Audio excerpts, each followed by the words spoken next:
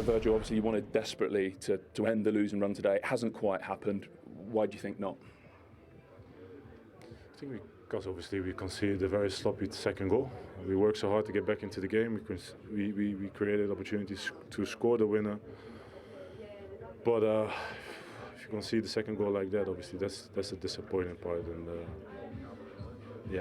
I think overall, if you look at the game, we were far too rushed. I think we were making wrong decisions at time, and that was also the moments where we were open if we lost the ball. And disappointed day. Far too rushed because of the games you've lost, and almost trying too hard. Maybe, do you think? No, I think United was obviously very patient. They didn't press us that high. They didn't, they let us on the ball, and I think we made rash decisions at time where obviously we had to stay maybe a little bit calm, but we still obviously created many opportunities to score and win the game. But the reality is that we lost, and it's an interesting time now that we have to stick together, and not only us as players, but together with our fans and everyone that wants us to win. Can you just give us your perspective on the first goal? Because obviously yourself, Alexis and Obama have all sort of gone in. Perhaps the game should have been stopped for a head injury. Then Obama makes the run sort of in behind you. It looks like you passed him on, I think, to Konate. But just give us your view of that whole moment. Yeah, well, I think the ball goes long. The first header get won by a United player. The second header get won by me. In that moment, obviously, I hit Maka's elbow. And he goes down, I go down, and that creates obviously the space on my position and behind. And I thought from the angle that it was pretty difficult to score, but he managed to score. And obviously it's still early on in the game, so there's plenty of football to be played. So it was good for us to just stay calm, but I think we didn't manage that in the best way.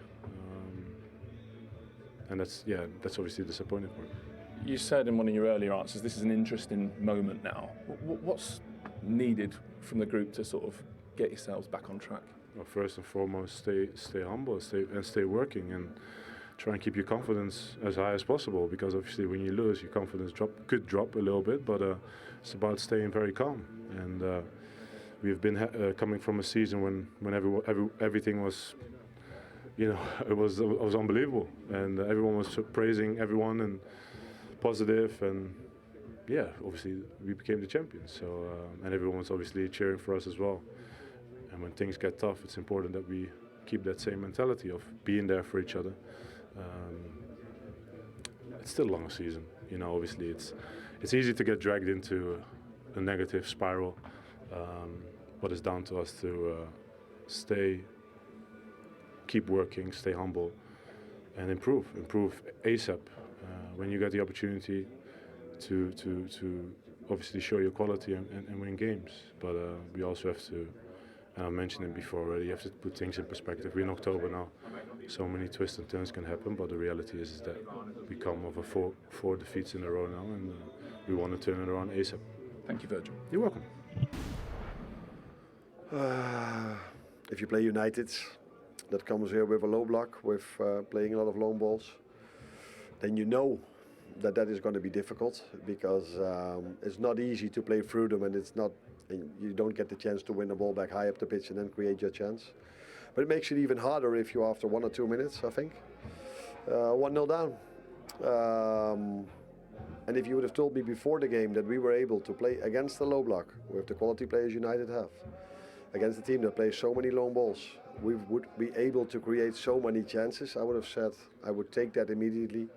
And that normally doesn't lead to losing the game of football. But we did, because we missed a lot.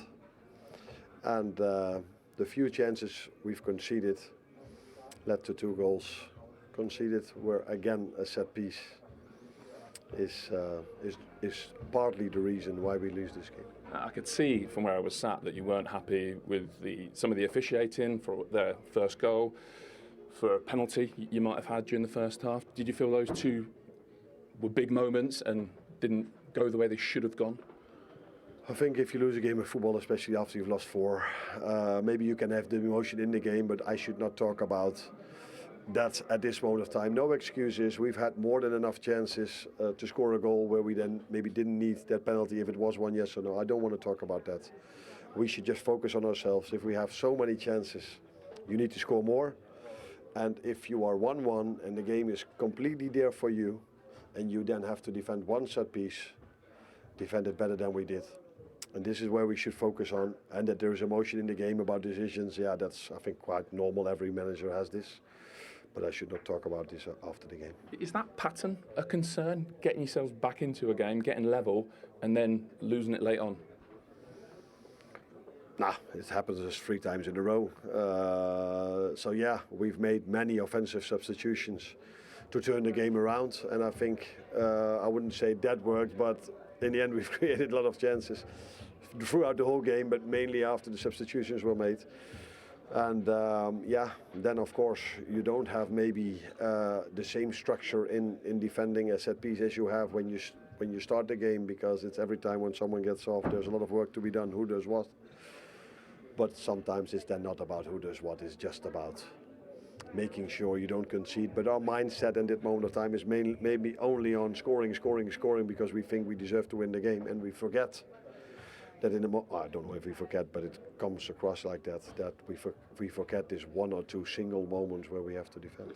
Just tell us about some of the changes you made, because you were really kind of aggressive in terms of trying to affect the game from the touchline. What was your thinking? Just trying to kind of overload that low block? I think before that already we've created enough chances to score a goal. Cody Gakpo twice on the post in the first half. Alexander Isak 1-on-1 to the goalkeeper. And I think if I look it back, I maybe forget 1 or 2 chances. And in the second half, we started off quite well, in my opinion. But yeah, if you have so many good players on the bench, you can better use them, especially if they are offensive. And then you take the risk, because that's, people might say, yeah, you've conceded 1 or 2 extra chances apart from the goal as well. Correct, that's what we did. But that's also what we need to do. If you're 1-0 down, you have to take more risk than when you're 1-0 up. So if I take that into account, that we every time have to fight back and then see the amount of chances we concede, I cannot be too negative about that. But defending in the set piece, if you are 1-1, that happened to us at Palace, that happened to us today, that we have to do much better. But again, a lot of impact from the players that came on. But that's also because of the effort we put in the first half. So we have 60-65% ball possession. The other team has to run a lot. A lot of players had to go off from United because they were tired. But yeah, end result, lost 2-1. Yeah, and it is 4 defeats in a row. How have you ended up as the league's champions in this downward spiral, and how difficult a moment is it for you and the team? It is a difficult moment because you know how it works in football. If you lose a game of football, if you lose 2, 3 or 4, the main thing is that the players need to keep believing in each other, and what we are doing is good. So if you play a game like this, I think they will be in the dressing room saying, what an amount of chances we had. But you can play a next game maybe where you don't create as much, and this is always players. If you lose, players come off, thought they didn't have to be substituted, players who thought they had to play longer. These kind of things are quite normal in football. But what I see at this moment of time at Liverpool is that they're all very involved. If we start them, they do well. If they come in, they do well. If we get chances in the end, I see the players on the bench hoping that we score. Also the ones I took off, frustrated if then Maguire wasn't fractionally offside. So I see everything that is needed to win a game of football. But maybe it's a smart thing that we start doing this quite soon. You took Mo Salah off needing a goal, and he obviously is in a difficult moment. Are we seeing a great player maybe moving into a different phase of his career? I mean, I know it's a difficult question for you to answer, or is it just form? Is it just him trying to blend with new signings? What's happening with him at the moment? I think after games like this, it's quite normal, usual that people are very focused on individual players. So in the first 5 or 6 games, it was mainly about the signings we did. Now we have to talk about Mo Salah. I think we've had more than enough chances to score a goal, and Mo missed a big one. Some others missed a big one, big chances. And we are not used to this from Mo. But yes, we needed a goal. But yes, we also needed maybe a player that could create something in that end phase, and that's what Jeremy did. He came in, had a great action, say, cross to Cody, and when we would have been 3-0 up, I think Cody would have scored that one, but I cannot guarantee this. But so, like I said, every player has tried everything, but it didn't work out for us. Thank you. Well, Ruben, I'm conscious that the questions for you in these interviews are often quite dramatic. If you lose, it's a disaster. If you win, it's a transformational moment. Nonetheless, was that perhaps the biggest win of your time as Manchester United manager? Yeah, I think so. It doesn't mean a lot. It means today, but tomorrow is not going to mean a lot. It's 3 points, but it's a good victory. But I will do the same thing that I did in the last games, is try to see the game, try to, in key points we had some luck, but we fought for every ball. We lost our composure a little bit in the second half, but the most important thing, the spirit was there, and that is the beginning of everything. And sometimes you play more with the ball, and other days you play without the ball, but if you have the spirit, you can win any game. Jamie, we saw the match stats earlier and said we tried to explain why they looked so positive in Liverpool's favour, and yet they came away on the wrong end of that scoreline, and it felt, watching the game, as though they didn't deserve to win necessarily the match. One of the things that's happened is that they've conceded 17 goals in their first 12 games in all competitions this season, compared to 5 in their opening 12 games in all competitions last season. Why do you think that's happening? Why are they defensively more frail? Well, 11, if you go to even talk about the Premier League, 11 this season in the Premier League, they only conceded 3 after 8 games last season. So it feels that there's a lot's going on. It's almost too easy to say there's maybe one thing. You can point to Konaté's form in the season. I thought he was excellent today. You're bringing in a new left back. Is that maybe making a bit of a disruption to Virgil van Dijk? And is he trying to at times cover Kerkez, who's finding it quite difficult at the moment? Right back, you've obviously lost. We all talk about how good Trent was going forward, but defensively, we always thought he didn't really make that much difference, and at times he could be a liability, but maybe he's shown he actually wasn't that bad in defence. So there's lots of different factors that you could look into this Liverpool performance, and certainly from defensively. Now, Virgil's analysis of that goal is an interesting one, because I feel that, he talks about when it goes up, yes, the referee could stop the game. Absolutely he could, and I don't think anybody would have complained, but does he see it? We don't know. So I prefer not to even say, to even over-elaborate on that one. But what I feel that you have to look at is the source of the problem. So Virgil goes for that one, wins it, obviously. Then he goes for the next ball, and then he knocks on Burmo to the floor, and obviously his player McAllister go down. Now Virgil van Dijk has got maybe a 2-yard start on Burmo, but he doesn't sprint back. If he sprints back, he stops that. He points at his mate Konaté to come and help him out. Just watch Virgil van Dijk here as he goes in for this second challenge.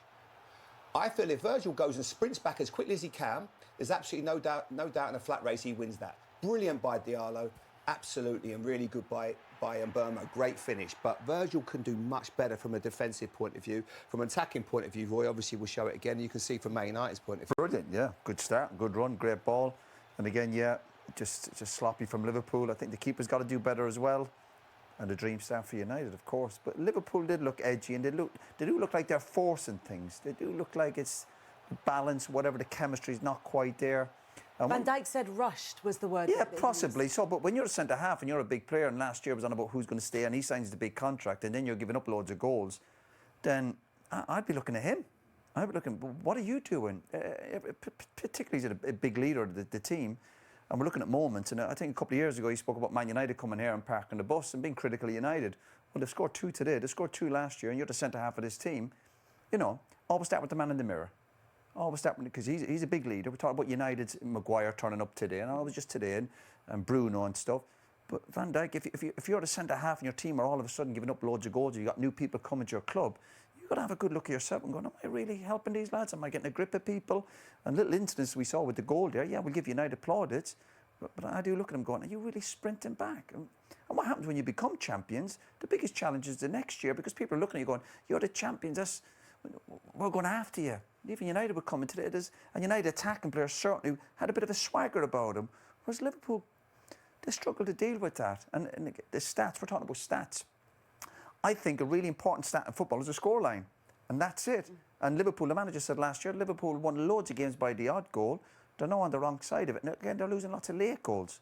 So whatever happened with the substitutions, the mentality, shall we say, even when Liverpool got it back to 1-1 today, you still think United had a goal. It's not as if you're going, oh, listen, this is the second goal's coming. And Liverpool, just before the goal, almost kind of gifted them, giving the ball away cheaply. And there are little moments that you got to have to say to, where Van Dijk's got to say to the players, lads, just calm down. Again, it was, and I think sometimes it's good to be forcing things and panicking, but not all the time. I felt it was like that from even in the first half. It's not as if we done it United. It'd be a mad last 10 or 15 minutes, but not a mad last hour. Well, you talked about the substitutions, and when Arne made that triple substitution, that's when it started to feel particularly chaotic, frantic, any of the words that you want to use. And in fairness, it earned Liverpool a goal. Yeah, there's a bit of genius madness. Virgil does brilliantly well to win the challenge there on Mbermo, and then they keep the ball alive, and the pressure was certainly mounting. And you could feel that something was going to happen. They get that little bit of luck there. They stay calm. Wirtz keeps it alive. Smashes it across the face of goal, and then there was always one player I felt today that could get that goal. I didn't feel like Salah was going to be Salah. I felt it was going to be Gakpo. He had so many chances. He enjoys this fixture. He hit the post three times in the game. 3 times, Kelly, and he was always looking to score. And obviously a little bit wasteful with a header that was a great opportunity for him. And then I could only see one winner. Although Liverpool's formation was crazy, you end up with Wirtz and Jones as your 2 defensive midfield players. I still felt they would be the team in the ascendancy and win it. And that's what Virgil spoke about, that little bit of calmness. And I go back to the throw-in. When they go and give the ball, when Szoboszlai throws it back to his keeper, he just needs to stay calm. You've got so much time still. Little mistakes like that would just transmit into the fans, to the players. It doesn't need it. And that's what they did so well last year. We spoke about how good Liverpool were, but we also spoke about how calm they were. They never really got under pressure. But you felt today they were too rushed. But it goes to show there was a nervousness in Liverpool, and that's on the back of 3 defeats. For all how brilliant Liverpool have been over the last year, they're human beings. And when you lose 3 games, can I tell you what? Self-doubt will kick in. You start, really, are we going to lose again? And they've lost that little bit of belief. And you felt it in the stadium. Even when we got here today before the game, you're still thinking Liverpool will get the job done. But when you're a goal down after a minute or two, and you think you're nervous before the game, after a minute or two, you're going, oh my goodness, it's a long way back. And they didn't quite do enough. For all their efforts and the chances, you felt United had a chance of getting a big result today. But even in terms of Manchester United's winner, in the build-up to it, there was evidence of what Van Dijk was talking about, that being rushed. It's Szoboszlai here, look, he's throwing it back to his keeper. It's just not on.